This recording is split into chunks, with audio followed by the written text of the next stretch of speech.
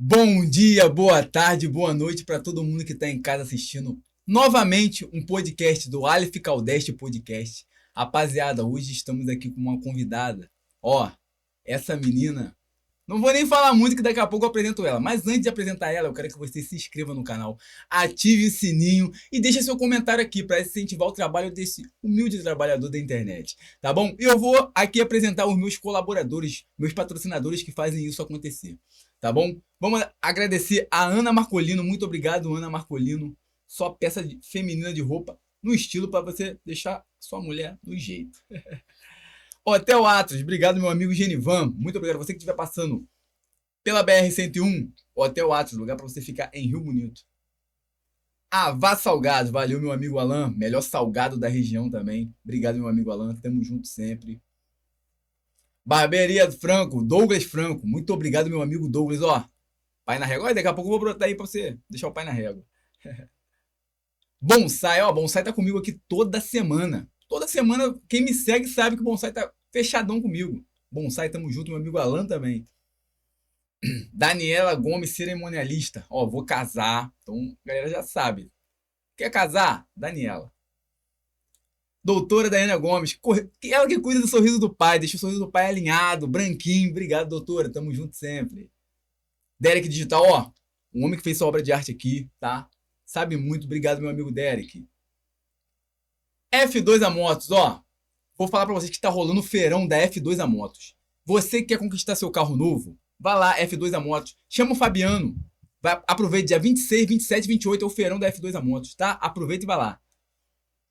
GicTech, seu celular pifou, quebrou a tela, chama meu amigo Johnny, o melhor que tem. Gold Academia, você que quer deixar o corpo em dia, ó. O inverno tá chegando, é a época boa. Pra você começar a inspirar, malhar mesmo pra chegar no verão no shape. Valeu, meu amigo Rafa. Guzmão Bike. Quer dar aquela manutenção na sua bicicleta? É com o Guzmão Bike. É o melhor que tem, não tem outro. Valeu, meu amigo Ari. Espetinho do Mazin. Meu parceiro Espetinho do Mazin. Quem conhece é o melhor espetinho da região, melhor churrasquinho da região. Eu indico, aprovo e indico. Lá na Praça Cruzeiro, tá? Obrigado, meu amigo Mazinho. On Sport, valeu, meu amigo Alex. Proporciona essa estrutura maravilhosa aqui pra gente estar realizando esse podcast. Obrigado, meu amigo Alex. Rosa Gourmet, muito obrigado, Rosa Gourmet, por estar junto com a gente também, minha amiga Camille, toda semana. Brigadão, Camille. Strong Motos, meu amigo Tiago da Strong Motos. Muito obrigado, meu amigo Tiago. Obrigado mesmo de coração. Você que quer fazer manutenção na sua moto, é o melhor lugar. Strong Motos. Travel Rota. Você quer viajar? Ó, a Copa do Mundo chegou. Pô, vou dar um rolê ali. Vou lá nos Estados Unidos. Pum. Pega aí, ó. Travel Rota, meu amigo Diego. Diogo, né? Vamos lá. Valeu. E é isso, rapaziada. Vamos iniciar agora um podcast. Eu vou apresentar pra vocês uma pessoa muito unânime aqui, tá? Joyce Ferreira. Tudo bom, Joyce? Tudo bem. Bom dia, boa tarde e boa noite, né? Bom dia, boa tarde, boa noite. Eu quero saber quem é a Joyce Ferreira. Então, eu sou uma professora, sonhadora, amo o que faço e hoje eu atuo como professora de sociologia na rede estadual. Sou filha de comerciante local de Silva Jardim, do rapaz que tirava leite, carvão, que mexia com carvão lá em Bananeiras, e de uma professora apaixonada pelo que faz, hoje aposentada, mas que não consegue se desvincular da educação. Fui criada nesse meio, então tenho um pouquinho de cada, porque nós somos tudo aquilo, né? Sim. De onde nós viemos, e um pouquinho de cada. Eu tô construindo aí minha história, né? Toda a minha caminhada na educação. Isso aí. E quando você se viu professora? Quando eu nasci, assim, já inserida nesse meio, né? Minha mãe muito apaixonada a vida inteira. E aquelas histórias, as histórias da minha casa sempre foram na área da educação. Mas tem alguém da sua família que é da área da educação? A minha mãe. Ah, sua mãe é da área A da minha educação. mãe. Ela é professora também? Sim, os meus pais se conheceram porque minha mãe passou no concurso de Silva Jardim, muito nova. Sim. Foi trabalhar em Bananeiras. Naquela época, os professores, assim, distrito mais afastado do centro, não tinha ônibus, não tinha essa facilidade de transporte. E aí era uma casa que os moradores da localidade abriam para os professores estarem ali, né, conseguirem dar aula naquele distrito. E a minha mãe foi exatamente para casa da tia do meu pai. Então, assim, toda a minha história é realmente toda traçada dentro da educação, né? E o que é lecionar pra você? É a minha vida. É a sua vida? Hoje é a minha vida, é assim, minha motivação. É ali que eu acredito que a gente pode transformar a sociedade. E, assim, eu cresci dentro disso, né? Sempre olhei o exemplo dentro de casa e via como a minha mãe conseguia transformar Sim. a vida de todo mundo. Minha mãe dava aula, minha mãe também muito ligada à família, então ela, na parte da tarde, ela nunca pegava dobra. Ela sempre estava em casa para cuidar da gente, né? Para ter esse contato com a gente, não perder isso. E ela dava aula particular na varanda de casa. Sim. Então, assim, eu sempre tive inserida naquele meio da minha mãe foi me criando e eu fui sendo uma apaixonada pelo trabalho dela e fui trilhando toda a minha vida ali. E a educação salva pra você? Salva. Salva. O maior meio de transformação da sociedade. É. E você tem alguma história da educação que já aconteceu de salvar alguma pessoa ou não? Muitas. Tem. Conta uma pra gente. A minha vida, né? A sua vida foi salva pela educação. A minha vida. A educação transformou a minha vida. Quando eu comecei a pensar, né? Eu acho que eu sempre brinquei, né? Sempre brinquei de ser professora. Nunca pensei em ser outra coisa. O sonho da minha vida era ser professora. Quando a gente pensa bem assim, eu quero ser médica, eu quero ser advogada. Eu sempre pensei em ser professora, a minha vida toda. Sempre brinquei, minha mãe tinha uma salinha de aula particular dentro da minha casa mesmo, final do quintal. E ali, quando minha mãe não estava, a sala de aula era minha. Então, eu amava aquele ambiente, dava aula para minhas amigas, para as minhas bonecas, as bonecas todas sentadinhas ali, e eu dando aula. Então, assim, a educação transformou minha vida desde o início. Eu sou fruto da escola pública, então... Estudou a vida toda na escola pública? A vida toda. Sim. A vida toda. Eu não sei falar da minha vida sem falar da escola pública. E o que você acha do ensinamento da escola pública para uma escola particular? A escola pública, hoje, é a máquina que transforma todas as democracias. Sim. Anísio Teixeira, ele vai dizer que só existirá democracia no país o dia que foi instalada, né, a máquina que prepara toda essa democracia. E essa máquina é a escola pública. E qual é o problema da educação no Brasil para você?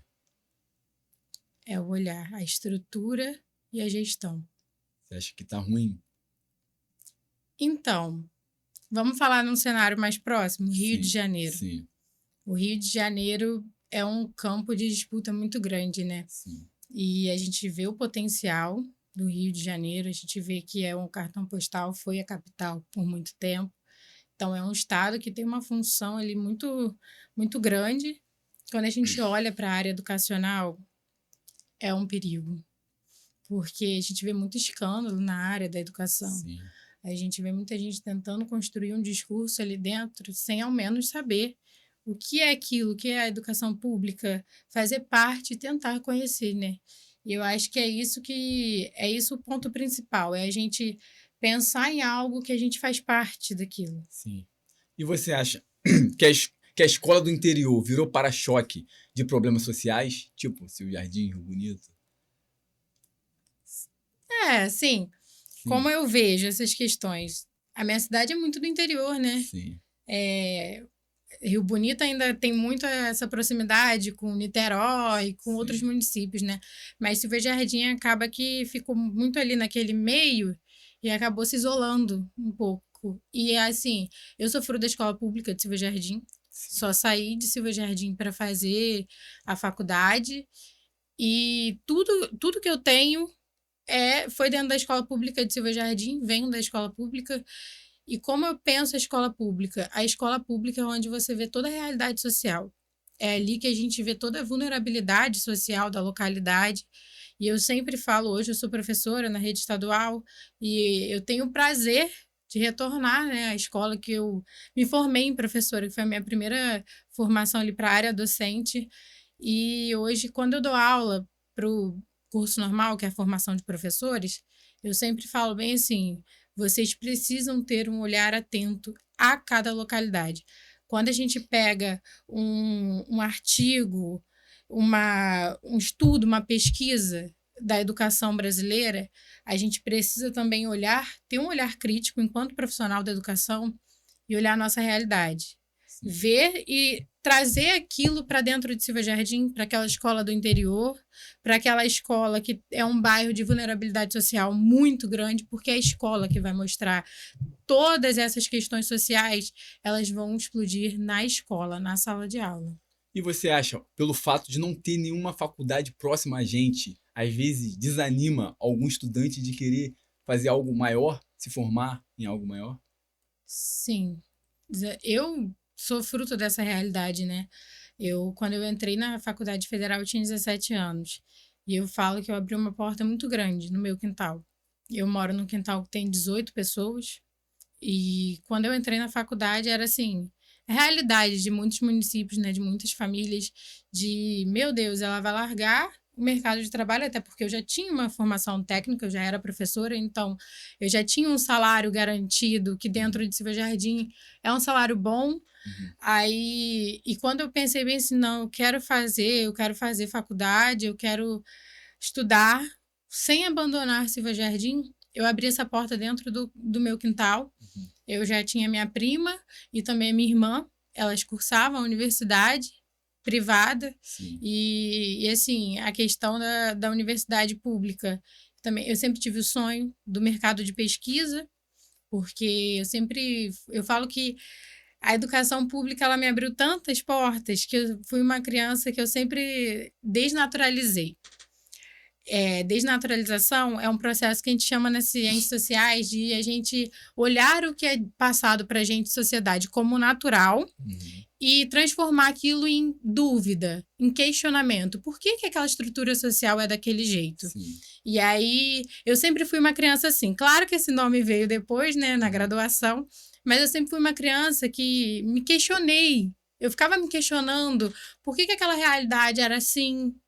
Por que aquela criança tinha tanta dificuldade de aprender certos conteúdos? Era a questão nutricional? Era a questão de saneamento e segurança pública? São vários fatores. E aí eu sempre fiquei me questionando muito, sabe? Como que você entra numa realidade de uma escola, o seu dia foi tranquilo? Você teve uma noite de sono? Entendo. É isso que vai alarmar a escola, sabe? Essa criança que não dormiu direito pela questão do bairro, pela questão da segurança pública, imagina o rendimento dela na escola no outro dia. Então, eu sempre fui de desnaturalizar essas coisas. Não, isso não é normal, isso não é preguiça. Tem um fator ali por trás. E questionando isso, eu fui crescendo, até que eu fui para a universidade. E eu lembro que quando eu estava no ensino médio, era assim, vamos fazer pedagogia. E eu falava bem assim, sim, eu quero fazer pedagogia, só que eu sou muito crítica, eu amo muito a sociologia da educação, o que eu vou fazer? E aí eu sempre fui uma jovem que pesquisava muito. E quando eu digo que eu abri essa porta, foi porque eu não estava inserida em um local onde as pessoas me incentivavam. Mas esse insight da sociologia já veio desde a sua raiz? Já veio isso em você? Então, por que a sociologia? Na verdade, eu sempre fui muito... Eu falo que eu sou muito pé no chão porque eu nunca quis sair de Silva Jardim. E aí, por que a escolha das ciências sociais na minha vida? Quando eu comecei isso tudo, os meus pais... Eu sempre vivi num lar muito tradicional, mas também muito ideológico. E aí, os fatores sociais sempre influenciaram muito a minha casa, sabe? As conversas com os meus pais, eles sempre me mostraram muito. O meu pai, eu digo que o meu pai é aquele cara bem assim, eu não vou te dar o peixe, eu vou te ensinar a pescar. Sim. E foi assim que meu pai me criou. E quando eu pensei na sociologia, era porque eu queria estudar e entender o porquê, como a sociedade funcionava e as desigualdades sociais. Sim. Foi quando eu fui e virei essa chave. Não é pedagogia. Eu quero as ciências sociais. E aí, as ciências sociais, por quê? Eu pesquisava muito, gostava muito de questões políticas também, as questões de trabalho de campo. E aí eu pensei, antropologia, ciências políticas e sociologia. Uhum. Vamos pensar na realidade local do meu município. A minha família não tinha essa questão assim de ciências sociais. Uhum. Então, precisava estar perto da minha realidade também, porque eu queria devolver para a cidade os meus estudos. Então, eu falei, a forma mais fácil é fazer a licenciatura, porque eu vou ter um mercado de trabalho ali dentro da minha localidade. E foi aí as ciências sociais de forma da sociologia. E entrar aí como professora de sociologia na área. Legal. Mas chegou um salgadinho pra gente, quiser comer. O que você me diz sobre cotas raciais? Fundamental, né? Você acha fundamental? Fundamental. Tem que haver? Tem. Sim, assim, é democratização, né, do ensino. Fala um pouco sobre. Seu ponto de vista. O meu ponto de vista, eu acho que a gente precisa defender políticas públicas, políticas de cotas, porque, sim, o campo da democratização do ensino, ele começa a ser inserido no Brasil e hoje a gente vê essa questão de... Não existe meritocracia no país, né? E aí, quando a gente fala que a gente está nadando junto, mas está todo mundo nadando da mesma forma, com os mesmos privilégios, Entendi. a gente sabe onde a gente vai chegar. Mas está todo mundo junto? Entendi. Para fechar, qual é o seu principal objetivo político na cidade de hoje, na área da educação? Ih, que pergunta polêmica. Então, as ciências sociais foi também uma virada de chave nesse campo, né? Eu sempre desnaturalizei e eu sempre amei a política. Eu lembro, hoje é bem diferente, né? Mas Silva Jardim tinha uma política ali muito local e é muito característico de Silva Jardim. A gente tem lado, tem cor, tem blusa que você não pode usar. E eu sempre fui muito dessa dinâmica de gostar. E quando meu pai veio a primeira vez, era sobre essas questões de desigualdade. Meu pai veio e eu lembro, assim, como eu era criança, tinha... Nem 10 anos eu tinha na época, e eu, os meus primos, os meus vizinhos, porque Silva Jardim é de interior, então a gente vê aquela política de bairro, Sim, sim. aquele vizinho que entra nas nossas questões ali, e a gente tinha uma cabana, que era o galinheiro da minha vizinha, e lá a gente tinha 13 em 1, é só alegria. E amava aquilo, os broches do meu pai. Eu falo que era um Fusca e um sonho. A gente queria mudar a realidade de Silva Jardim com um Fusca e um sonho. Sim. E o meu pai, ele conseguiu muito. Meu pai é um cara muito político na localidade. Ele não tem hoje um cargo político. Meu pai é comerciante dentro de um bairro muito conhecido ali em Silva Jardim. E quando você fala do meu pai, é toda aquela referência de referência de bairro mesmo, sabe? Sim, sim. Do cara que ajuda, do cara que tá disponível. É aquele seu João do bar, seu Jorge. Sim, é isso. O meu pai é assim. E aí ele começa a me inserir de forma crítica a partir do momento que ele faz essa política de bairro. Eu sou estudante desse bairro. Minha mãe é professora desse bairro por 20 e poucos anos. E a gente começa a olhar o retrato social dali e ver que a gente pode transformar. E assim, eu acho que a política pode ser uma via boa. Eu sei que a gente está num momento muito saturado quando a gente fala em política, principalmente na minha escolha de faculdade, quando eu inseria falar de política num assunto, era bem assim, ai, lá vem ela falar de política. Meu Deus! A gente vê muito isso, né? A galera tá muito saturada, talvez pela polarização dos discursos, por vários outros caminhos.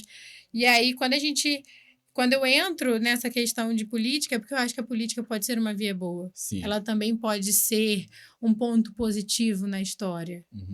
E falando de Silva Jardim, um ponto polêmico. Como liberar o trabalho em uma cidade onde a prefeitura é o maior empregador? A gente não pode desmerecer a máquina estatal, né? Sim. Ela enfrenta muitos caminhos ali dentro, né? É um processo, é um sistema muito grande. E Silva Jardim, a gente também vê que os outros pontos de emprego grande, assim, que oferta uma quantidade de emprego bem significativa, por muitas vezes também tiveram inseridas na política, né? Uhum. Então, assim, como eu vou resumir isso? Tudo é político. Uhum. Tudo é político. Eu falo lá na minha casa que tudo é político. Desde o momento que a gente acorda, que a gente faz nossas escolhas, elas estão pautadas em algo, elas estão pautadas em alguns interesses, elas estão. A gente só precisa entender Uhum. quais são as nossas vias, qual é a nossa parte ideológica. Ela é para ajudar ou ela é por interesses próprios? Sim. E você falando de religião, você tem alguma religião? Sim, Sim. sou católica, É sou católica? filha de Maria e a minha religião é a minha base, né? Sim. Minha mãe, muito católica. A presença de Nossa Senhora é constante na minha vida. Quando eu Sim. estou em algum momento, eu paro assim, eu falo, meu Deus, eu preciso da presença de Maria. E eu sinto. Eu tô sempre com meu terço, tô sempre. Sim, a religião é realmente uma base muito forte, é o que me sustenta. Uhum. Você é de esquerda, direita, neutra, centrão? Tem alguma... É difícil falar sobre isso ou não? Você fala abertamente? Eu acho que não tem como nem assim, nem esconder muito, né? Sim. Que lá em Silva Jardim, quando as pessoas, principalmente os jovens, né? Eles iam olhar assim para mim, eles já buscavam um posicionamento. Uhum. E eu sempre me posicionei muito. Meu pai foi um dos primeiros ali a vir como candidato dentro do Silva Jardim. Seu pai já foi candidato? Já Que foi legal. Vereador? pelo Partido Uhum. dos Trabalhadores. Que legal. E eu, por muito tempo, fiquei distante Uhum. desse meio político, desse meio de partido, desse meio tudo. Fiquei por questões também pessoais, de construção familiar, de tudo. E eu me identifico muito como defensora das políticas públicas do campo da esquerda. Sim. Mas eu também sei dialogar e acho que nenhum meio de extremismo é bom hoje. Sim, com certeza. Sim. E o que é Karl Marx para você? Poxa, perguntando isso para uma professora de sociologia. Ué. Karl Marx teve uma contribuição fundamental aí, né, no campo das ciências sociais, Sim. das pesquisas pelo meio do trabalho, as desigualdades sociais. E todo autor é necessário ser estudado, ser contemplado ali como uma contribuição. Uhum. A nossa formação é muito crítica, a gente precisa ter essa forma crítica de ler, analisar. Uhum. Para o marxismo, a religião é o ópio do povo. Como você rebate essa frase sendo católica? Como? Então, eu falo que, assim, eu não tenho muito essa questão. Quando a gente ouve muito isso, né? Principalmente a partir de 2018, que foi uma eleição muito de escolher lados. Sim. E hoje o Brasil sofre muito essas consequências. A gente por muitas vezes não olha políticas, a gente não olha meios possíveis de mudar a sociedade, a gente olha lado. Eu acho que isso é um problema, porque a gente talvez nem conheça o projeto daquele candidato, mas a gente fala, não sou desse Só lado. pelo fato, o partido já elimina Isso. as ideias que a pessoa pode ter. Sim, e aí a gente nem para ver, não sou desse lado, não quero. Isso. Não, eu odeio um lado, então eu sou do outro completamente. Sim. E isso é um retrato muito nítido da sociedade brasileira. Em 2018 a gente tem isso muito. E assim, quando fala de religião e marxismo, eu não me considero uma pessoa do extremo. Sim. Eu sou socióloga. O meu trabalho hoje é apresentar conteúdo. Eu explico. Não tomo partido, porque sala de aula não é um local de você tomar partido sobre as coisas. Eu converso refletindo a sociedade e os parâmetros dela. Enquanto a religião, não acho que ela atrapalhe o meu trabalho. Não acho que ela seja uma questão de se você é disso, você não pode ser disso. Não vejo esse extremo. Sim. Você acha que um país socialista ele se desenvolve melhor do que um capitalista? A gente não tem como dizer isso, né, em reflexo do Brasil. A gente, assim, na história do nosso país, parece que a sociedade de um tempo para cá ficou o tempo todo esperando esse ataque comunista, esse ataque comunista. Que eu acho que não vai existir. Não existe isso. E enquanto ao socialismo, a gente vê tudo, muitas das vezes, pra gente. Eu escutei há pouco tempo uma frase falando o seguinte: é melhor menos um deles do que talvez muitos dos nossos. E a gente vê isso quando a gente vê partidos que se identificam socialistas, a gente vê na criação dos partidos também alianças que tornam um equilíbrio possível, sabe? Por isso que a gente não consegue falar muito nesses assuntos em cenário brasileiro. Você concorda com as alianças que o Lula fez com o Partido do Centrão? Era necessário. Era necessário. Por quê?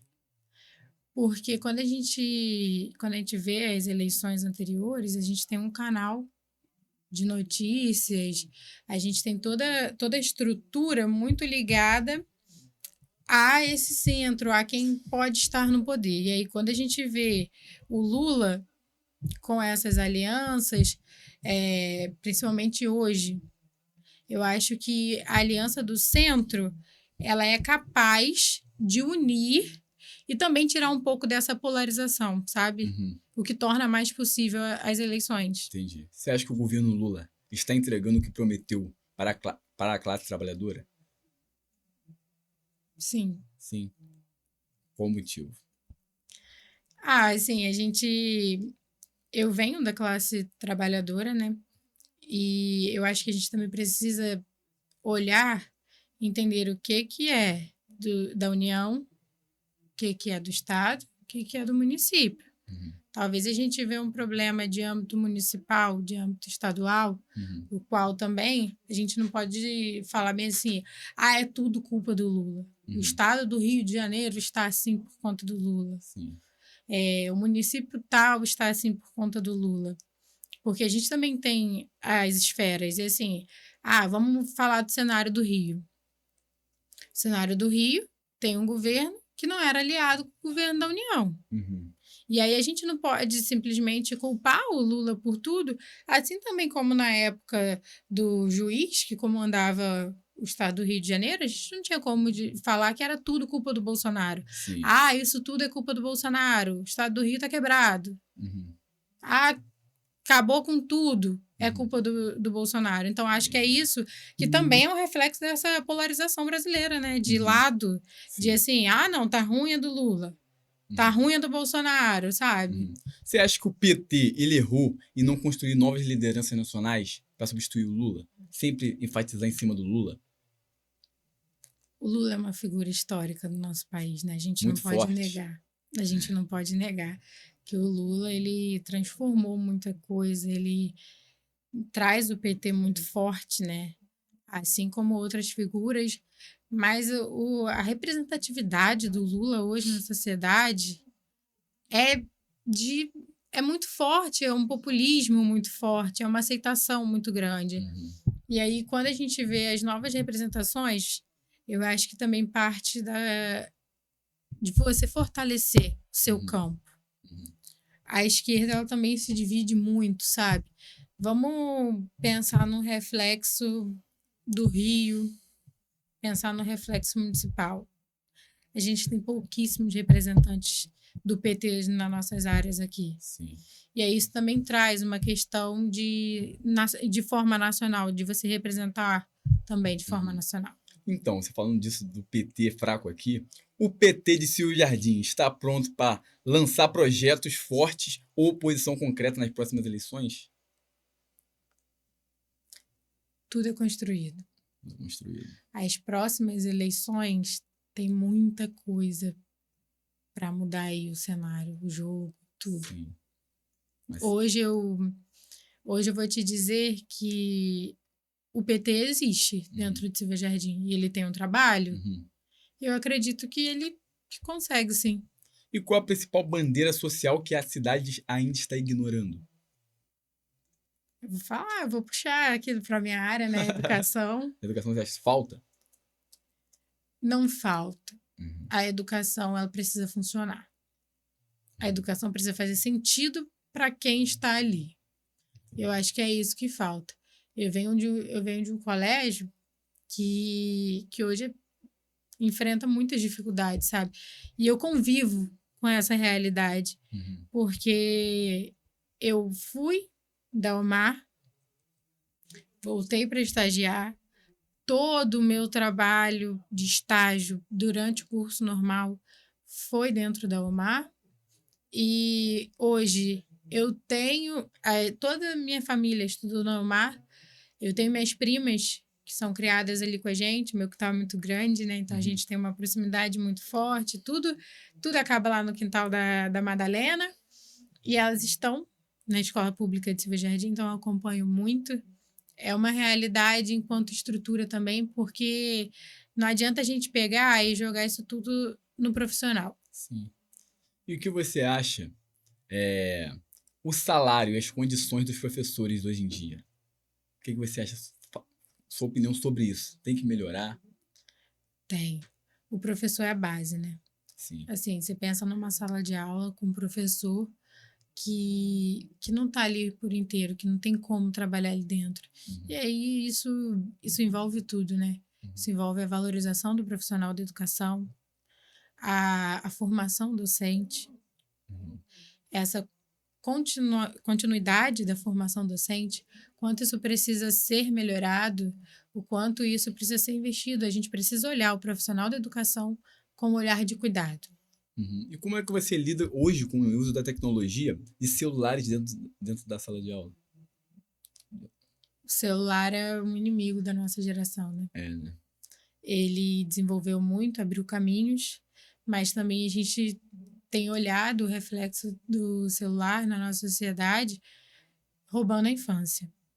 Eu digo assim, eu trabalhei muito tempo dentro de um consultório, trabalhei por 3, 4 anos dentro fiz um público ali em Silva Jardim muito forte, muito grande, e a gente enfrentava muita dificuldade com o telefone. O telefone em sala de aula também, falando já como professora, a gente pega trabalhos e são aquilo. Você já fala assim, meu Deus, é o chat GPT. Uhum. Não tem mais aquela pesquisa. Eu sou um pouco inimiga da tecnologia, Sim. porque eu falo assim, inimiga no bom sentido dessa questão de eu não consigo, não sou uma pessoa tecnológica. Não sou mesmo, sou do livro. Tudo aonde eu vou, meu carro é uma bagunça, que eu carrego livro, minhas coisas são tudo no caderninho anotado. Então, assim, na sala de aula, hoje nós temos uma lei federal que proíbe o uso de celular dentro da sala de aula. Foi fundamental para o nosso trabalho, fundamental. Quando a gente proíbe o telefone dentro da sala de aula, o contato dos alunos são outros, as conversas são outras, as trocas entre eles são outras, eles jogam bolinha, eles têm realmente brincadeiras que você não vê mais quando tá todo mundo em silêncio. Por muitas vezes você entra na sala de aula, tá todo mundo em silêncio, com o telefone na mão, isolado naquele mundo, olhando um vídeo, olhando qualquer tipo de outra coisa, enquanto o amigo tá do lado e não conversa. E você falando sobre essa pauta do celular, né? Você acha que as escritas dos alunos estão piorando pelo falta de escrever da caligrafia mesmo, de digitar? Sim. O que a gente mais vê é a abreviação. Eu nem sei mais acompanhar. Escreve VC no KD. papel. Estão escrevendo assim no papel? Sim. Que isso? Letra, pontuação. Caraca. Você está fazendo uma frase exclamativa, isso a gente sofre muito com isso na escola. Eu estou falando no âmbito de ensino médio. Sim, Sou professora no ensino médio. E a gente vê esse reflexo. Caraca, complicado mesmo. Então, hoje, você acha que vai chegar um tempo que não vai existir mais escrita no papel? Eu quero acreditar que não. E você acha que, como você gosta de ler, a leitura salva, aumenta, abrange o seu vocabulário, né? E hoje eu estou muito pobre de leitura, né? Ser humano. Sim. Eu sempre falo muito isso na sala de aula, quando a gente pega discurso já pronto. Uhum. E aí entram vários fatores, né, da sociedade atual, fake news, Uhum. essas questões da gente mandar uma informação que não existe, que a gente nem viu se é verdade ou não é, mas a gente está compartilhando porque a internet é um mundo aberto, né? Uhum. A gente acessa um conteúdo que aconteceu lá no Rio em minutos, numa rede social. Uhum. A gente passa aquilo para frente em segundos. Uhum. E a gente vai passando uma desinformação, muitas das vezes, que a gente nem sabe se aquilo é ou não é. E outro perigo. A gente pega um noticiário que tem lá aquele anúncio, fulano de tal faz isso e aquilo. Embaixo, na legenda, tem o texto explicando. Uhum. E muitas das vezes a gente nem lê, né? Sim. E falando da parte econômica, você já teve que tirar dinheiro do seu bolso para custear algo, algum material na educação? Sim. Sim. A gente sempre sonha com recursos, né? Eu trabalhei numa prefeitura que a gente tinha muitos recursos. E aí, depois, eu fiquei assim, gente, quanto EVA, quanta coisa. Naquela época eu dava aula, sou formada também de primeiro ao quinto Sim. e educação infantil. E aí, educação infantil é muito recurso, né? Sim. E a gente ia. E você quer ir, né? Cada vez mais longe nos recursos. Uhum. São muitos desenhos, muitos cartazes lindos. E assim, nem sempre todo recurso a gente consegue aproveitar do setor público. O que você acha que deve melhorar nessa questão? Investimento na educação. Investimento. O olhar, né, da gestão O maior investimento para você é a educação. é a educação. Hoje a educação, ela é o mecanismo que a gente tem aí de apostar que o Brasil vai melhorar, que o Rio de Janeiro vai melhorar, que os municípios vão melhorar. E também, o Alif, eu também sempre falo sobre a educação ser esse meio possível, mas também a gente ter esse profissional dentro da nossa cidade, dentro do nosso Sim. estado. A gente não pode perder. Sim. A educação tem que ser um caminho que fortalece os vínculos também, né? A gente não pode. Eu falo isso porque quando eu entrei na universidade, eu entrei para a UF, eu tinha 17 anos. Sim. E parece que hoje os jovens estão perdendo. Eu acho que a internet está tirando meio que o interesse da educação, de estudar, porque eles estão vendo outros meios de poder ganhar dinheiro, na minha concepção. Ah, eu vou tentar ser influenciador, vou tentar ser isso aqui, e estão deixando meio de lado essa parte dos estudos. Como você vê isso? O estudo, ele precisa estar sempre adequado. Eu aprendo muito, muito, muito, muito diariamente com uma pessoa que eu considero hoje o ponto principal Uhum. na minha carreira docente, nas questões de norte do campo da educação como gestor, Uhum. que é o Renan Ferreirinha. Ele era secretário do município do Rio, ele é deputado federal, e aí, assim, ele também fez a lei, né, do uso de celulares na escola, e assim, o Renan, quando eu sempre falo com ele bem assim, olha, me chama para tudo, chama para inauguração, para palestra, Uhum. e ele é um cara muito antenado nessas coisas. Você acha que teria como criar algo para atrair mais jovens a estudar? Sim, sim. Sim. Todas as profissões precisam estudar. Sim. A gente vê um influenciador e fala, ele não estuda. Claro que estuda. Sim. Claro que estuda. Ele precisa entender para quem que ele vai mostrar. Ele precisa saber o conteúdo que vai atingir o público dele. Quem é o público dele. Isso tudo é uma análise de campo. Isso tudo é um estudo que você faz do seu meio. E você imagina, sempre falo isso, a escola voltada também ligada para esses meios. Uhum. E aí vamos pensar na questão de campo. Uhum. Uma escola no campo. Precisa fazer sentido. Sim. Essa semana mesmo eu postei um vídeo e muitas pessoas mandaram mensagem no privado falando sobre isso. O quanto. E quando eu paro para pensar, eu fico sonhando muito. Uhum. Uma escola, eu vejo muitos alunos que saem de lá e eles falam assim, saem lá do interior de Silva Jardim e falam, vou para o centro da cidade fazer formação de professores. Mas eles não querem fazer formação de professores, eles Sim. querem uma forma de também estar inserido no mercado de trabalho, sair Sim. com uma profissão, algo do tipo.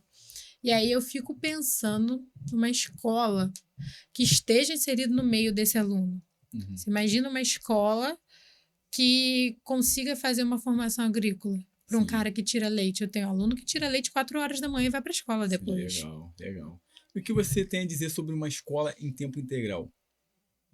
Acho ótimo. Acho ótimo. Eu acho que a gente precisa também, porque a escola também, assim, vamos falar em todos os campos. A escola tem muita criança que tem a alimentação hoje 50% garantida pela escola. Uhum. E aí, em tempo integral, essa criança está dentro do ambiente escolar, estudando, pesquisando. Mas é isso também, precisa fazer sentido para quem está ali. A gente não Sim. pode botar uma escola em tempo integral e, beleza, a criança vai ficar aqui, ela vai ficar até 5 horas da tarde, de 7 às 5, e a gente não tem projeto para implementar isso. Por isso que eu falo que hoje a gestão é o ponto principal disso. Você acha o Bolsa Família necessário? Sim. Sim. Sim, o Bolsa Família, assim como vários outros programas, né? Eu sou fruto de um programa que é o SISU, que é o ProUni, eu já entrei no ProUni, e eu vejo o quanto isso abre portas, né? Uhum. Tem o Pé de Meia, eu acho que esses programas, eles ajudam sim, Uhum. Você acha que soma muito, né? soma muito na sociedade. Mas você acha que tem. Você também vê que tem gente que se aproveita disso? Ou não? A gente vai ver em todas as áreas. Todas as áreas, né? Eu vejo muito isso, né? Quando a gente fala de religião, as pessoas, fulano tá se aproveitando da religião. Sim, Sim, isso tem em todas as áreas. sim, sim. E como é que você vê segurança nas escolas? Segurança nas escolas, você fala no sentido de questão de estrutura, Não, de de... segurança mesmo, segurança pública, policial. Sim, Porque hoje em dia tem alunos que conseguem levar entorpecente para dentro de sala de aula, sim. para banheiros, né? A gente, enquanto professor, a gente vê tudo, né? Dentro de Sim. uma sala de aula. E aí eu falo que a família é a base de tudo. Uhum. Tem como a gente delegar para a escola toda essa questão, porque a escola vai atuar como tudo. A escola atua como saúde pública, a escola atua como parte nutricional, como segurança, como tudo. E a gente não pode delegar todas as funções para a escola. Sim, A família é o principal educador moral, sim, entendeu? sim. E assim, eu dou aula. Claro que eu pego o terceiro turno, Uhum. mas hoje o Estado está nessa questão também de faixa etária. Então, assim, a maior parte da nossa educação básica ali não tem nem 18 anos. Uhum. Então, é a mesma coisa do uso de telefone. Sempre falo isso. A gente não pode delegar para o profissional todas as funções. Uhum. A gente não pode chegar para o professor e falar: você vai ter que tirar o telefone, você vai ter que tomar conta do telefone. Esse telefone, existe uma lei federal. Sim. A escola e a família ela precisa caminhar junto. Uhum. Enquanto segurança pública de fornecimento da estrutura, do mecanismo ali. Precisa ter. Hoje, a maioria das escolas não pode, a maioria não, acho que todas, né? Não pode, os responsáveis não podem nem acessar o pátio. Uhum. É uma coisa mais dos alunos. Mas essa estrutura, esse fornecimento precisa estar associado também à máquina pública. Sim. A gente não precisa pedir o que é o mínimo, né? Sim. A segurança na escola, a gente não pode pegar um inspetor e falar que vai revistar. Nem pode. E tem que ser para ambos os lados, porque você viu o caso do garoto que agrediu a professora? Tem que ser tanto para os alunos quanto para os professores, né? Por isso que eu falo que o profissional da educação ele precisa ser valorizado, ele precisa ser reconhecido e ele precisa de ajuda para tudo isso, porque é na sala de aula que a gente vai ver. Sim. Tudo reflete na sala de aula. E o que mudou da escola de 30 anos atrás para a escola de hoje? A escola de 30 anos atrás, eu vou falar enquanto pesquisadora, né? Sim, que eu nem com tenho certeza. essa idade. Sim, sim. Mas, assim, a escola, é isso que eu falo, a escola vai refletir a sociedade. A sociedade, ela está em constante transformação. Uhum. E aí, a gente vê sobre essa questão da escola, a escola não é uma educadora moral. Uhum. E aí, muita gente fala bem assim, porque a escola precisa educar para isso. A escola, ela tá ali para ensinar. Ela não pode colocar o aluno nas questões da moralidade familiar. Sim, sim. A gente também tem outros fatores que vão influenciar ali, né? Sim. E eu queria saber de você, qual o maior desafio para quem dá aula, você como professora, no interior do Rio de Janeiro? Maior desafio, É, a estrutura, estrutura? o investimento. A gente, no ano passado, teve um dos piores IDEBs, né? Você acha que os governadores, os governantes, né, quer dizer, às vezes esquecem do interior? Sim, Sim. sim. O interior, ele, enquanto parte educacional, Uhum. vamos falar assim, a rede estadual também não é só no interior, né? A rede estadual, ela está enfrentando problemas em todo o estado, todo o estado. Tanto que a gente vê esse reflexo aí de pedido de ajuda em diversas cidades. A rede estadual enfrenta muitas questões na área educacional, como na área da educação pública. Tá realmente assim, a gente precisa de alguém que consiga juntar esses cacos Para você, qual é a diferença da rede municipal para a rede estadual de ensino. de ensino? Isso. São públicos diferentes. Sim. A rede estadual hoje é competência do Estado. Alguns colégios vão ofertar o ensino fundamental 2, mas a grande maioria só oferta o ensino médio. E aí a gente vai ver um adolescente. Na maioria das questões, a gente precisa também entender quem são os adolescentes que estão ali, né? Uhum. E na maioria das vezes são trabalhadores, são jovens aprendizes, que eles estão no contraturno. E hoje a rede municipal já está mais voltada, né, para os anos iniciais, e aí a gente vê em questão de governo, precisa ter uma aliança, precisa sim, todas essas esferas elas precisam estar conectadas, elas precisam estar ali associadas a um projeto principal, que é fazer uma boa formação. Sim. E, tipo assim, você acha que hoje os jovens estão abandonando muitas salas de aulas e pessoas mais velhas estão voltando para a sala de aulas? Aleph, eu sou apaixonada pela EJA, né? Uhum. Eu sou uma Que fã. você me fala sobre o programa EJA? A EJA é Educação de Jovens e Adultos e o meu estágio na EJA, eu tenho até uma foto, né, que a EJA, você precisa fazer uma educação personalizada, você precisa entender quem é o, o rapaz que está ali. Você já pegou pessoas da EJA que não sabia ler nem escrever? Sim, Sim. sim, isso é muito normal. Isso é muito transformador. Fazer uma pessoa aprender a ler e escrever deve dar uma sensação muito boa, né? Muito boa, e principalmente na EJA. Quando eu pego uma turma, eu falo bem assim, à noite. Uhum. Gente, eu reconheço tudo que vocês passaram ao longo do dia. Uhum. Desde o momento que o trabalhador acorda até a hora que ele vai dormir, ele enfrenta N coisas, né? E aí, quando a gente chega, essa semana eu estava falando sobre o protagonismo jovem, que é um ponto muito importante. E eu falei bem assim, a maioria que está aqui trabalha. Ninguém está aqui estudando de 6 às 10 da noite, porque é o melhor horário. Até porque a gente já está cansada, a gente já está com a cabeça em outros lugares, né? Muitos têm seus compromissos pessoais, familiares. E eu falei, vocês estão aqui porque de alguma forma foi apresentado para vocês que a educação pode transformar. Sim, sim. Então, assim, a gente trabalhou, a vida está resolvida, mas vocês acreditam que a educação é esse pontapé de melhoria para a vida de vocês. É o objeto transformador, é o caminho possível que vai melhorar a vida de todo mundo, bem-estar, toda a questão também salarial, que vai abrir portas. A educação é esse pontapé. E aí, no final do dia, quando a gente vai para a escola, porque a gente acredita na função da escola para a sociedade. Entendi. E seu jardim, você acha que a educação está evoluindo ou retrocedendo? No âmbito municipal, Sim.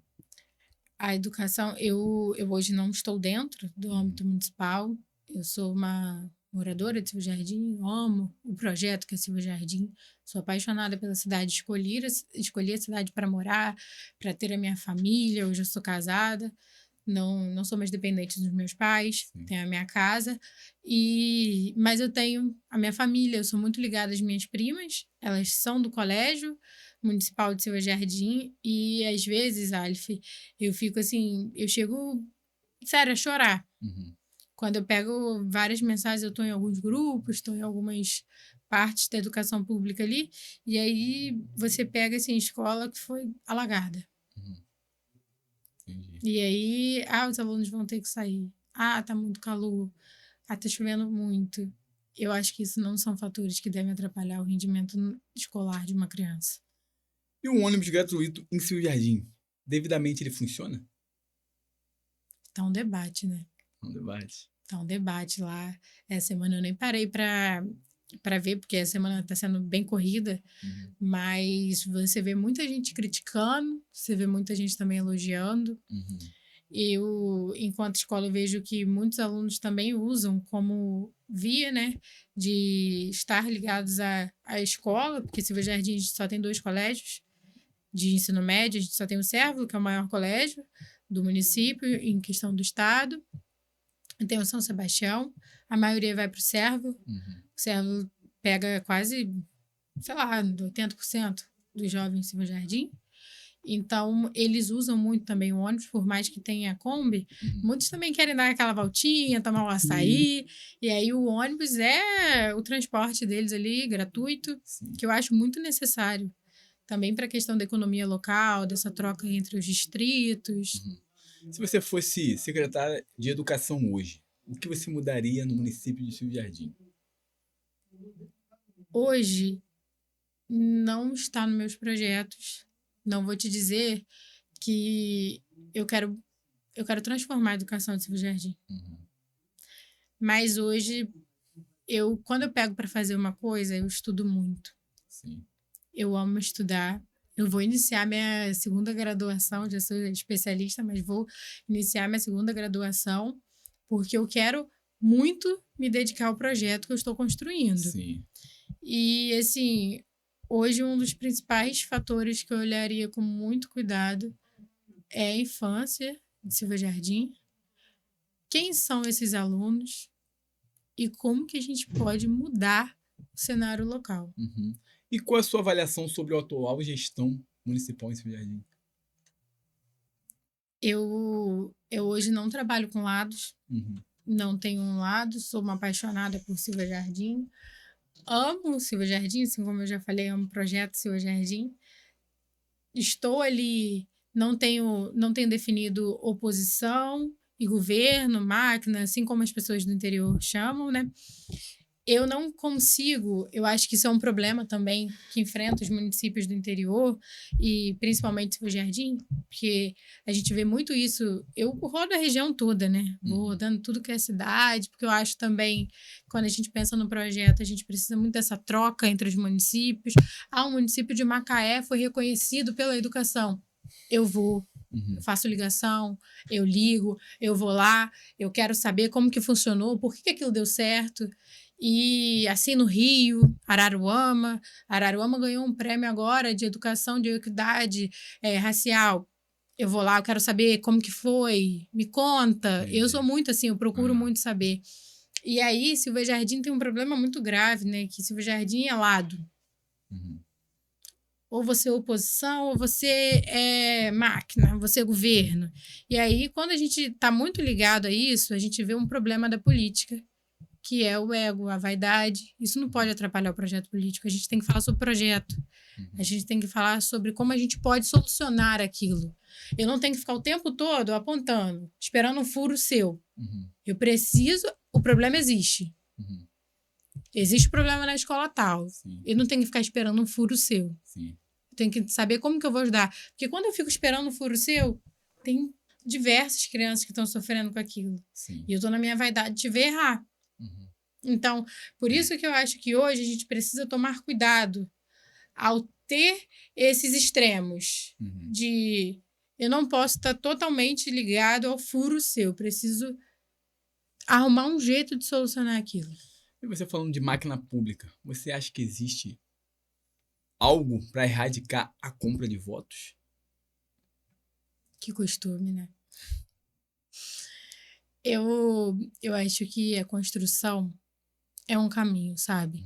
A gente vê muito o político que aparece na época da eleição e ali ele vai, porque fulano botou a mão nele, porque esse fulano, porque ele é apadrinhado, isso e aquilo. E aí quando a gente constrói, a gente tira um pouco isso. E aí a gente precisa de tempo, a gente precisa de recurso, a gente precisa entender o projeto, a gente precisa estudar. Eu não posso somente... Porque a compra de voto é uma cultura que precisa acabar, né? Uhum. A gente precisa saber em quem a gente está votando, a gente Sim. precisa saber projeto e a gente precisa desse mecanismo Uhum. de solucionar esse problema. É um vício, Sim. é um vício. E você acha que a internet hoje ajuda as pessoas a conhecer mais os candidatos? Tipo, antigamente só conseguia ser eleito quem tinha dinheiro mesmo. Hoje eu acho que um fulano dali que não tem voz, com a internet ele consegue ter voz e alcançar públicos diferentes. A internet, ela democratizou a informação, né, também. A gente não pode negar isso, a gente não pode dizer que não é um canal muito positivo. Ele é. Através da internet a gente consegue acessar, porque também, assim, vamos pensar na correria, tá todo mundo muito cansado. Uhum. Todo mundo numa correria desenfreada pelo futuro, pela uma conquista. E aí, quando a gente chega no final do dia, a gente quer descansar. Sim. Mas hoje a gente descansa muito nas telas. Sim. A gente descansa ali no Porque Instagram, antigamente tudo. tinha um monopólio da televisão, né? Sim. Quem a televisão impunha na rede, no programa eleitoral, ia ser eleito. Hoje em dia, a Sim. internet, qualquer um pode fazer política, né? Qualquer um, é isso que eu falo, assim. A gente tem um ambiente que a gente consegue também mostrar muitos projetos, né? Sim. Eu tô começando a lidar um pouco na internet e eu não vou negar, não. É um trabalho. É Olha, difícil. minha total admiração a vocês, influenciadores, Obrigado. porque a gente realmente tem uma dificuldade. É. Eu falo que a sala de aula me tem, porque a minha voz na sala de aula é diferente, tudo na sala de aula é muito diferente. Sim. E é um público, né? São 40 alunos que pega ali, né? Que estão ali para te escutar. Mas a internet, eu, assim, admiro muito o trabalho de vocês, que Sim. realmente... E quando você vê, às vezes, assim, a primeira vez que eu coloquei um vídeo na internet, foi um boom. Eu sempre postei tudo, mas nunca fui de gravar. Uhum. E aí eu gravei um vídeo na sala da minha casa. Botei o telefone e falei, ó, vou tomar uma coragem. Aí foram 5 para colocar um. Aí eu mandei pra minha Dinda mexe com a internet, né? Minha Dinda é... Nossa, ela... Na internet, ela é a fama dela. Sim, sim. Nossa, fala muito bem tudo. Eu mandei, falei, Mariana, olha aí pra mim, pelo amor de Deus, me ajuda. Tô toda suada. Aí ela, Joyce, é assim mesmo, começa a gravar, vai. Depois que eu coloquei o vídeo, você vê que o quanto de gente que você alcança na internet. Verdade. Você acha que a internet pode eleger alguém? Hoje eu acho que sim. Acredita? Se fosse há uns 4 meses atrás, eu falaria não. Você era meio Mas incrédulo eu- com a internet ainda? Antes. Era. Uhum. Era, eu postava assim, normal, sabe? Ah, tô num lugar, postava uma foto, uma coisa Sim. do tipo. Entendi. Hoje, eu entendi a força que tem a internet. Você acredita que muitos políticos conseguiram se eleger com a internet? Eu acredito muito também na política do dia a dia, sabe? Uhum. Alif, eu acho que o contato com o povo pessoalmente também Sim. passa uma confiança muito Não é grande. só aquele político de eleição, né? Tem muito. Sim. Que só Tem aparece muito. na época da eleição. É. Vai aparecer um monte agora. Agora um monte vai aparecer né? aí nas Tem que cidades, ser né? político dia a dia, isso que você falou, né? Construir a política. Sim. E a internet é um caminho desse, porque não tem como você ter um contato todo dia, toda semana com a pessoa. Só às vezes é um representante de fora, tudo. A internet, ela te aproxima da pessoa, da realidade, da pessoa do dia a dia, da pessoa dos projetos, o que ele tá pensando. E para ser político tem que amar política. Tem que amar a política. Tem que amar política. Se reduzisse hoje o salário dos vereadores e deputados, ficariam quantos? Poucos, né? Será que muita gente entraria na briga? Acho que não. Só quem ama. Né? Tem que amar a política. A política é uma exposição muito grande, sabe? Sim. A questão da política ela envolve muitos fatores. Familiar, toda a sua vida pessoal fica muito exposta. A gente vem de uma geração muito... Também aí tem um outro lado da internet, Uhum. fake news, vida pessoal ser jogada ali, né? Você não toma... Parece que as pessoas perderam um pouco, quando fala em política, as pessoas perderam um pouco da sensibilidade, da Sim. reciprocidade, de se pôr no lugar do outro. A gente quer jogar um furo, a gente quer jogar a vida pessoal de uma pessoa, um escândalo familiar, tudo, e você esquece Uhum. que aquela pessoa, ela também tem uma vida, Sim. ela também tem os seus sentimentos, a gente Uhum. precisa muito ter esse olhar. Eu acho que você vê a política hoje como, tipo, uma carreira profissional. Tem a pessoa que fala, poxa, eu posso mudar de vida com a política, mas não no âmbito de mudar a vida de pessoas, mas mudar minha vida financeira. Você acha que pessoas pensam assim, poxa, um jeito de eu conseguir ganhar dinheiro pode ser na política? A gente vê muito troca de favores, né? A gente vê uma política que envolve muitos campos. Sim.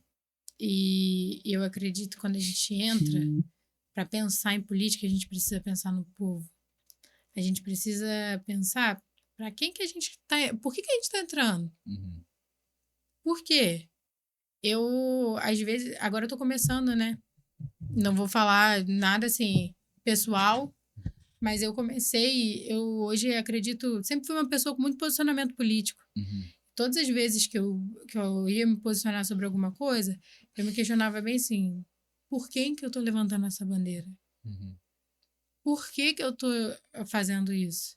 Eu acho que é a pergunta que a gente precisa fazer todas as vezes, porque o cenário é muito conquistador, sabe? Sim. É de conquistar mesmo, você se deslumbra muitas vezes.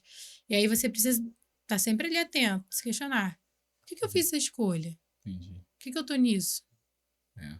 E uma coisa que eu acho muito engraçado é que, tipo assim, os políticos, nessa época, falam com todo mundo, abraço, tamo junto. Mas quando acaba a política, não atende nenhum celular, né? Mas é o povo que te põe lá. Eu acho que eles pensam que o povo tem memória curta, É, né? é o que eu Mas o falo. povo tá... Ó, pra vocês, o povo tá de olho aberto. Vocês estão achando que tá passando batido. Mas as eleições estão mudando, hein? Aguarde. Essas eleições, elas vão ser muito sobre isso, né? Sim. A gente tá muito atento a essas coisas, tem muito essa... A gente precisa virar essa chave Sim, do tem que eu não mudar. aguento mais política. Sim, sim.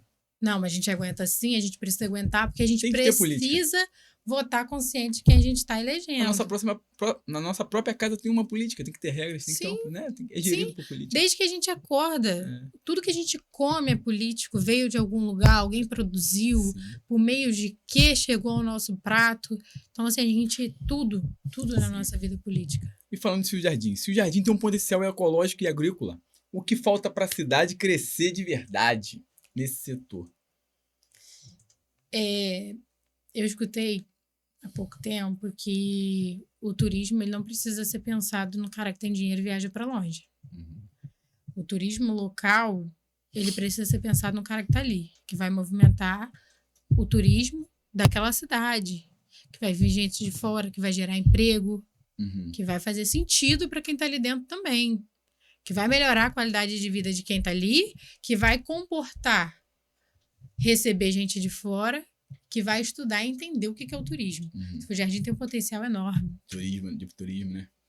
A gente tem a Lagoa, a gente tem a Aldeia Eles investem Velha. pouco no turismo, você acha? Eu acho que precisa repensar. Uhum. A gente precisa repensar tudo, né? Eu sempre falo muito sobre o potencial gastronômico do Silvio Jardim. Sim.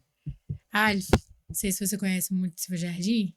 Mais ou menos. Mas olha, não tem alguém que vai pra lá e fala bem assim, gente, é o local do X-Tudo. É? Só um hambúrguer bom. Só.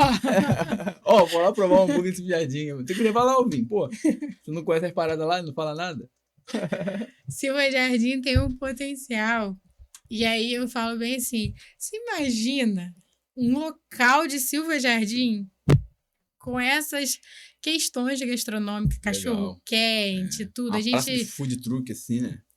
imagina como... E Silvio Jardim tem esse costume. Silvio Jardim é uma cidade que vai à praça. Sim, isso é legal. Isso é ótimo. Silvio Jardim você não tem aquela diferença. Vai todo mundo na praça. Uhum. Vai todo mundo na rua. E isso é maravilhoso. E é uma cidade que todos se conhecem, não é? Todo mundo. É. Silvio Jardim tem uma cultura assim. Ah, quem é Joyce? Uhum. Joyce Edvalzinho, filha de Cátia, que trabalhou lá na Cidade Nova. Irmã de Eduarda, que trabalha no coisa. Ah, neta de Madalena, neta de Betinho, e assim vai. Primo de fulano, amiga de ciclano. Silvio Jardim é assim, todo mundo se conhece. E eu acho isso maravilhoso. Uhum. A qualidade de vida, né? Qual é a média de votação que tem que ter para ser eleito em Silvio Jardim para vereador? Depende. Uma média. Depende, faz tudo. Você precisa entender, né? A questão do partido, Sim. de quantas pessoas vão entrar com você. Então, assim, hoje é muito cedo. Muito cedo falar sobre isso, porque você não tem nenhuma.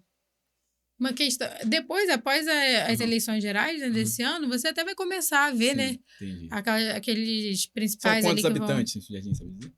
De 22 mil a 25 mil habitantes, segundo o censo. E eleitores? Chega a 12, 15 mil, mais ou menos. 15 mil. A prefeita foi eleita quantos votos? A última eleição acho que foi 7 mil e pouco. 7 mil votos, né? É. E o outro foi? Ah, Oposição. foi uma diferença de... Oposição. Foi uma diferença de 40... Era 40%, 48%. Bem brigado, né? Foi uma diferença de 300 e poucos votos. Caraca, bem A eleição dividido. de Silva Jardim Bem é dividido. fogo. Então, 7 mil pessoas quiseram a prefeita e outros não. Vamos mudar aqui o assunto. Como a bancada do PT e a esquerda lidam com a pauta LGBT, sem perder o voto do eleitor evangélico e católico?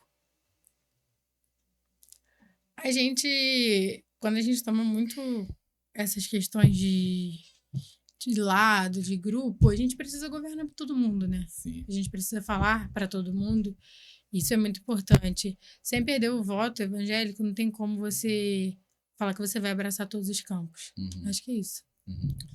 Você, como católica, defende o casamento homoafetivo? Então, essas questões, elas precisam ser analisadas, né? Eu acho que, assim, na minha opinião, acho que todo mundo merece ser feliz, independente das suas escolhas. Você é a favor de implantação de banheiros neutros em escolas e prédios públicos? Acho que, assim, eu nunca, vou ser bem sincera pra você, eu nunca entrei nessas pautas, não. Sim, sim. Acho que hoje eu não tenho de opinar sobre isso atualmente. E sobre a escala 6x1? O que você tem a dizer? Você acha que é um benefício ou um malefício? Acho que é um benefício, sim. Acho que a gente precisa... Tá todo mundo correndo muito, né? É uma corrida muito desenfreada que virou a vida. E a escala 6x1, poxa, o sábado e domingo acho que também pode dar frutos muito positivos para a nossa sociedade. O descanso do trabalhador, o que esse trabalhador vai fazer em um dia de folga, sabe? E na parte econômica? Você acha que muda algo? Não acho que quebra, não. Vai funcionar a Não mesma quebrou coisa? com o 13º, não quebrou com muitos fatores do Brasil aí. E olha, tem uma brincadeira que eu gosto de fazer aqui. Cumprimenta ou deixa no vácuo? Aí você vai falar se cumprimenta ou deixa no vácuo, pode ser? Ai, que medo. Presidente Lula. Cumprimento. Cumprimenta. Jair Bolsonaro. Cumprimento. Cumprimenta. Érica Hilton. Cumprimento. Nicolas Ferreira. Cumprimento. Cumprimenta. Gleice Hoffmann. Cumprimento. Michele Bolsonaro. Cumprimento. Guilherme Boulos. Cumprimento. Pablo Marçal. Cumprimento. Fernando Haddad. Cumprimento. Tarcísio de Freitas. Cumprimento. Janja Lula da Silva. Cumprimento, meu parceiro de profissão. Silas Malafaia. Cumprimento. Washington Quaquá. Cumprimento. Cláudio Castro. Cumprimento. Tabata Amaral. Cumprimento. Flávio Bolsonaro. Cumprimento. Ela cumprimenta, ela é gente boa. Cumprimenta todo mundo, né? Gente, eu acho que, assim, a gente cumprimenta, não tenho... Hoje, assim, claro que a gente não gosta da política de um, não gosta da política de outro, a gente se identifica de um lado, se identifica de outro, mas eu tô começando agora, né? Palavra como fascismo, democracia, fazem sentido para um aluno que está passando fome? Fazem, a gente precisa entender a história do mundo, a história do nosso país. Acho que sim, fazem sim. Faz sentido. Você acha Lula o presidente dos pobres mesmo? Acho. Acha? Por quê? Porque a gente não pode deixar de olhar todas as questões que envolvem as políticas públicas que foram implementadas no governo do Lula. Escola de hoje em dia prepara os jovens para o futuro ou apenas só cumpre tabela? A escola é o maior mecanismo que a gente tem hoje. A escola prepara para o futuro. Não vou dizer que a gente não pode dizer também numa escola que é fixa, né? A escola precisa estar adequada. Então, acho que é isso. Precisa estar adequada ali. Então, você acha que prepara sim, né? Prepara. A gente só precisa... Claro que tudo a gente pode melhorar. Tudo na vida pode ser melhorado, né? Deixa suas considerações para quem está em casa. Ai, gente, meu primeiro podcast. Gostei muito. Quero agradecer aqui ao Aleph pelo convite. Muito legal, muito interessante. Acho que aqui é um cenário de debate muito, muito, muito importante para a gente, para a sociedade atual. Então, estejam disponíveis. Acho que todo mundo tem sua contribuição aí para a gente estar construindo um futuro melhor. Enquanto educadora, quero sempre estar me disponibilizando para esse ambiente de debate, de troca. Acho que é fundamental para a nossa construção. É isso, muito obrigada. Você acha que qualquer ser humano, tendo ele cometido qualquer tipo de crime, pode ser reinserido à sociedade novamente pela educação ou pelo mesmo a religião? Ou não? Então, isso é um debate muito forte na sociedade, né? E a gente precisa entender qual é o sistema que está educando, que está inserindo essas pessoas na sociedade. Sim. Legal. Antes de terminar, tem uma brincadeira que eu gosto de fazer, um cronólogo, que é, você vai me responder com palavras sinceras. Joyce, o que é a vida pra você? Igual a música é uma maravilha. O que é a vida pra você? A vida é a nossa fonte, né? De atuação, de... Você pergunta em qual sentido a vida. O que é a vida, Joyce Ferreira? É tudo. O que é a vida? Gente, que difícil. A vida é tudo, é a nossa fonte ali de transformar, é a nossa possibilidade de mudança, de acordar, de fazer diferente. Joyce Ferreira, o que é a vida? A vida é nosso combustível pra gente acordar, fazer tudo diferente. É isso, galera! Hoje, nossa convidada Joyce Ferreira, muito obrigado, pela sua presença, Obrigada tá? a você, Espero você para próximas conversas, isso. Né? Que vai ter muitas outras conversas. E aqui quero agradecer novamente aos meus patrocinadores, colaboradores que estão somando comigo aqui sempre, tá? Vamos lá agradecer os nossos patrocinadores. Ana Marcolino, muito obrigado, minha amiga Ana. Hotel Atros, obrigado, Genivan, tamo junto, meu amigão. Avá Salgado, obrigado, meu amigo Alan, tamo junto. Barbearia Franco, obrigado, meu amigo Douglas, tamo junto, meu irmão, sempre. Bonsai Culinária Japonesa, tá comigo toda semana, quem me segue no meu Instagram sabe disso, tá? Daniela Gomes, cerimonialista, obrigado, Dani, tamo junto também. Doutora Daiana Gomes, que cuida do sorrisão do pai aqui, obrigado, doutora Daiana, tamo junto. Derek Digital, muito obrigado, meu amigão. Aqui, ó, no meu peito. F2 a Motos, galera, vai ter o feirão da F2 a Motos, não perca tempo, vai lá conquistar seu carro zero, tá? F2 a Motos. GicTech, muito obrigado, GicTech, tamo junto. Gold Academia, você quer deixar o shape em dia? Vai lá na Gold. Guzmão Bike, obrigado, meu amigo Ari, tamo junto. Espetinho Mazin, melhor churrasquinho que tem da região, é lá no Espetinho Mazin, tá bom? On Sport, obrigado. Essa estrutura aqui, ó, On Sport. Rosa Gourmet, muito obrigado, Rosa Gourmet também, tamo junto sempre. Strong Motos, valeu, meu amigo Tiagão, tamo junto, ó, obrigado pela parceria. Travel Rota, muito obrigado, meu amigo da Travel Rota, Diogo, valeu.